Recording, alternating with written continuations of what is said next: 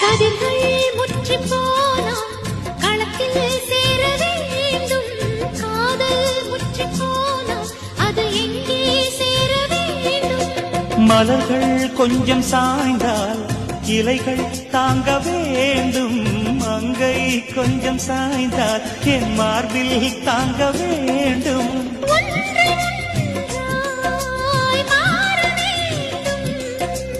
உன்னில் என்னை தேட வேண்டும். எப்போதும் இடைவிடாமலும் நகப்படாமலும் கட்டில் பூவை நீ கையாள வேண்டும். காதல் இல்லாதது ஒரு வாழ்க்கையாகுமா?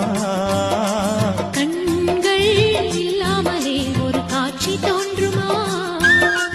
காதல் இல்லாதது ஒரு வாழ்க்கையாகுமா?